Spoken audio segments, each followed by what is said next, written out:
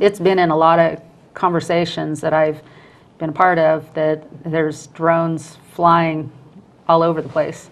Well, I don't think that's really accurate because the FAA is, got a good handle on that. Well, is this what people have been seeing? Is you're talking about No.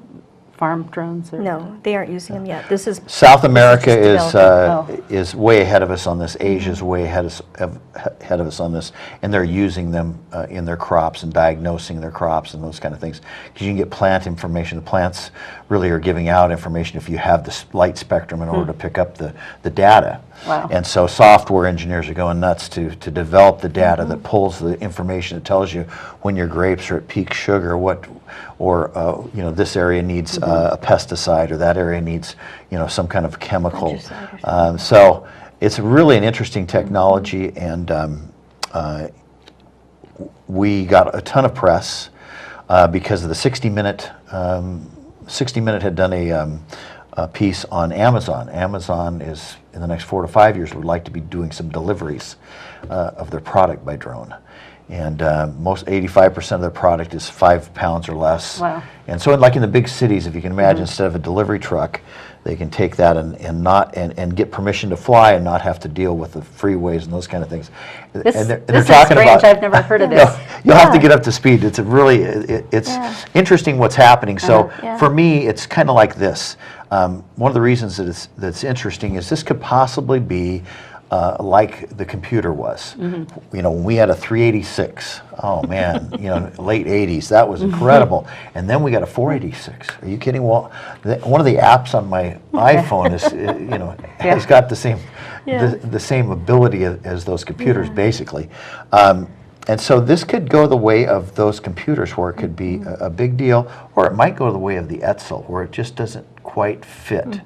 But we feel like we want to know about it because of our agriculture application here. We're one of 4 places in the nation that has so much diversity in a small area.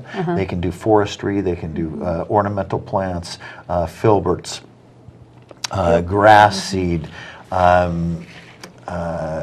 grapes, forestry, yeah, right. all this stuff may have a benefit or an application for this in the agriculture industry. What does this have to do, private sector versus the county, and how is it working together, and what's it going to mean to the average person in this area? Okay, that's a big question to I know. ask, but I will tell you, we have a Northwest UAV builds motors here now, and one of the things that I would like to see is if they're going to be manufactured and the technology is going to happen, it might as well be here. We might as well have the manufacturing jobs, the high-tech jobs.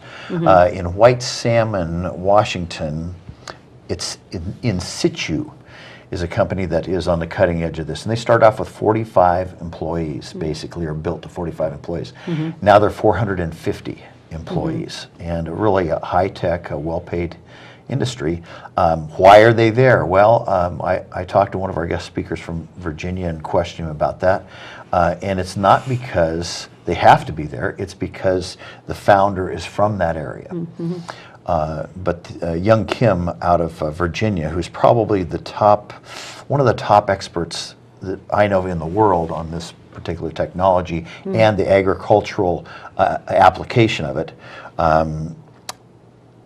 was saying that this area is one of 4 in the nation that he knows of that has the kind of diversity that people are looking for when they develop these, that they can test them over all kinds of stuff, because testing brings back the data gets tweaked and the software gets written, and it's a combination of these 2 worlds coming together to make this applicable, bring it down to where the cost to the farmer makes dollars and cents.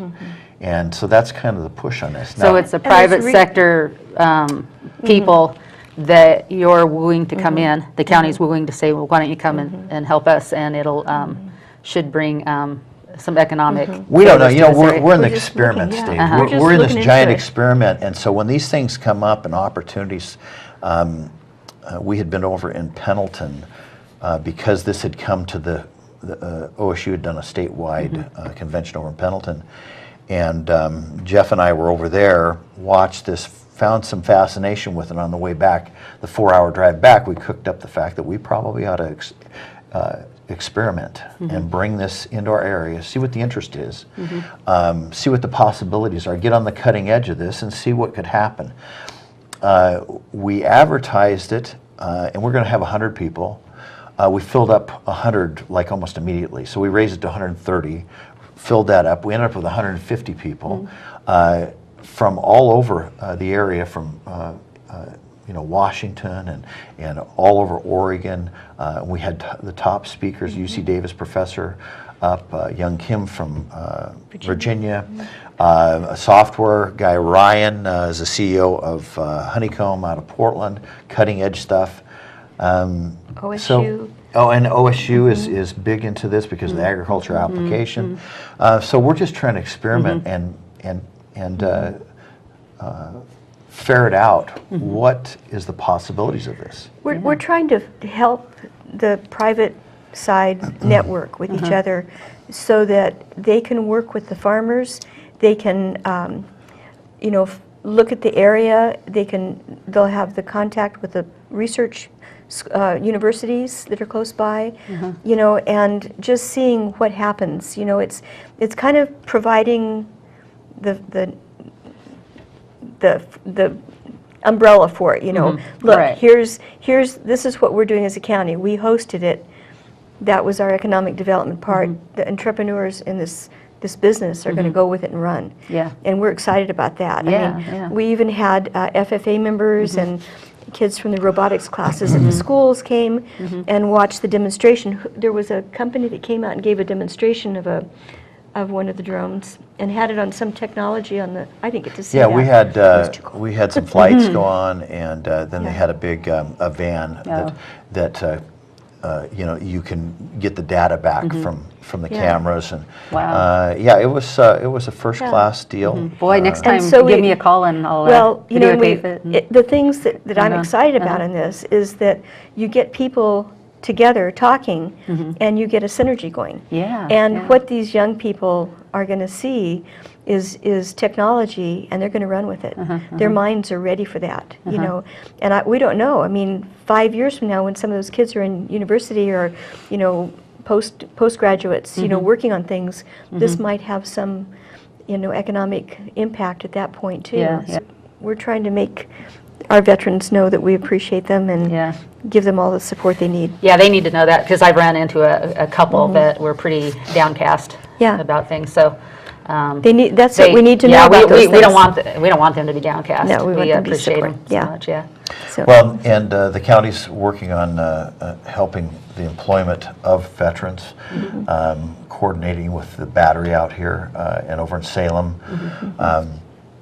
And with the situation with the aging of the workforce and the lack of qualifications that the public has, for the welding, electrical, plumbing, mechanicking, all those jobs, those trade jobs, that's the beauty of the military is these guys come back, they have real skills in a lot of these areas, and I would recommend to the people that are watching it that have businesses that need to fill those positions, get a hold of us and we will get you in touch with the people that have those contacts and lists of qualified employees. Yeah, and not only that, they also have respect.